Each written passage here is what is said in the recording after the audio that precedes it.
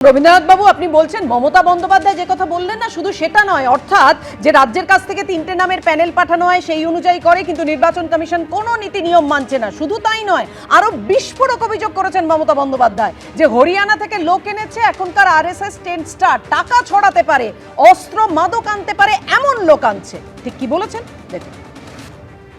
ওদের আরএসএস এর কিছু লোক এসছে, আমি তাদের শ্রদ্ধা করি যারা পুরনো আরএসএস। এখনকার যারা এসছে এরা তো 10 স্টার আরএসএস, এরা বসে বসে হরিয়ানা থেকে লোক নিয়ে এসছে, পিক অ্যান্ড চুজ। টনসিল বলে কাউকে নিয়ে এসছে নিকনাম,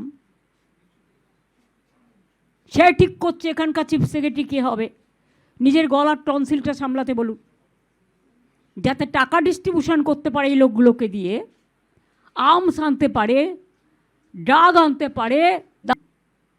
গায়ের জোরে বলছেন সব সেন্ট্রাল ডেপুটেশনে পাঠিয়ে দাও।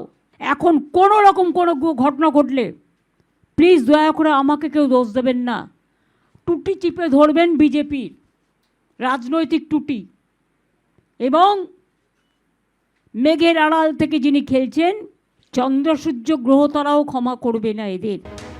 অভ্র বিস্ফোরক অভিযোগ করছেন মমতা বন্দ্যোপাধ্যায়, টাকা ছড়িয়ে অস্ত্র মাদক এনে ভোট কেনা। দেখুন, আপনার কাছে যেটা বিস্ফোরক অভিযোগ, অন্য কারোর কাছে সেটা পাগলের প্রলাপ বলে মনে হতে পারে, কিন্তু একটা জিনিস পরিষ্কার, মুখ্যমন্ত্রী মমতা বন্দ্যোপাধ্যায় যে বক্তব্যগুলো রাখছেন তাতে পরিষ্কার হয়ে যাচ্ছে যে পুরো পুলিশ ভিত্তিক সংগঠন চালাতো তৃণমূল কংগ্রেস।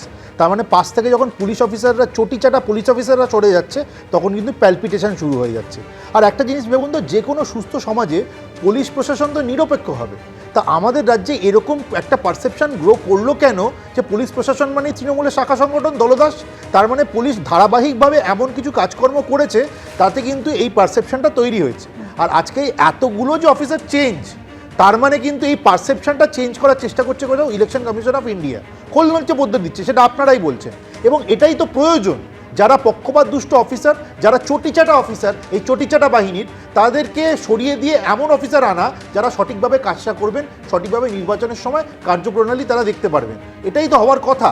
আর দ্বিতীয়ত দেখুন, মুখ্যমন্ত্রী মমতা বন্দ্যোপাধ্যায় অনেক কথা বলছেন, উনি দাঙ্গার কথা বলছেন। মুখ্যমন্ত্রী মমতা বন্দ্যোপাধ্যায় আজকে প্রথম দাঙ্গার কথা বললেন না, কয়েকদিন আগে ধর নয়াকাট বলে যারা ধর্না না কী সব করছিলেন, ওখান থেকে উনি সেম কথা বলেছিলেন, দাঙ্গার কথা বলেছিলেন। একটা কমিউনিটি যদি চায় 1 সেকেন্ড নাকি লাগবে হিন্দুদেরকে সবক শেখাতে, এই জিনিস আগে হুমায়ুন কবির বলেছিল 70-30, তার থেকে 2 ডিগ্রি ওপরে গিয়ে মুখ্যমন্ত্রী মমতা বন্দ্যোপাধ্যায় এই ধরনের কথা বলেছেন। আমি বলছি, কোনো রাজ্যের মুখ্যমন্ত্রী যিনি আবার পুলিশ মন্ত্রী, তার মুখে কি এই ধরনের কথা মানায়? তার মানে তো উনি ডিরেক্ট ইনস্টিগেশন দিচ্ছেন, উনি একটা কমিউনিটিকে ইনস্টিগেশন দিচ্ছেন, আর একটা কমিউনিটিকে ভয় দেখানোর চেষ্টা করছেন। কারণ নাকি আগের দিন বলেছিলেন না 12টা বেজে যাবে, তা হিন্দুরা ভাবুক এই ধরনের একজন মুখ্যমন্ত্রীকে আমরা চাই যে আমাদেরকে এরকম বসিয়ে বসিয়ে সেট করবে। আর সে নাকি আবার পুলিশ মন্ত্রী, তাহলে তার আন্ডারে পুলিশ প্রশাসনের যেরকম চটিচাটা অফিসার ছিল তাদের কিরকম কার্যকলাপ ছিল বুঝতে পারছেন। আপনি ধরে নিন, লাস্টবার পোলের সময় যখন বিধানসভা ইলেকশন হলো 2021-এর পরে, 27 দিনের মধ্যে আমাদের দলের 56 জন কর্মী খুন হলেন, 27 জন মহিলার গণধর্ষিতা হলেন। তারপরে পুলিশের কি অ্যাকশন ছিল? এই চটিচাটা বাহিনী তৈরি করেছেন মুখ্যমন্ত্রী, সে বাহিনী যাবে, তৃণমূলের পতন অবশ্যম্ভাবী, তৃণমূল হারছে হারছে হারছে, এটা দেয়াল লিখন। আমি দেবাশিসদার কাছে আসবো, কিন্তু তার আগে মমতা বন্দ্যোপাধ্যায় আর কি বললেন দেখুন। সব বাঙালি অফিসারদের বাদ দিয়ে দিয়েছেন, সাথে আমার নন বেঙ্গলি ভাই বোনেরা দক্ষ অফিসার, বিনীত গোয়েলের মতো মানুষকে, পারভিনের মতো মানুষকে, মুরলির মতো মানুষকে, সুনীলের মতো মানুষকে, এরকম অনেক এসপি সহ যারা এলাকায় দুর্গাপুজো শান্তিতে করে, কালী পুজো শান্তিতে করে, ঈদ শান্তিতে করে। কেন দাঙ্গা লাগার কোনো অভিপ্রায় আছে নাকি?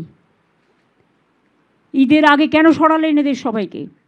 বাংলার মাছ মাংস খাওয়া, বা গুজরাটি বলুন, মারোয়ারি বলুন, রাজস্থানি বলুন, বিহারি বলুন, ইউপি বলুন, সব রাজ্যের যারা আমাদের এখানে আছেন, আমরা সকলে একসাথে সম্প্রীতির সাথে বাস করি।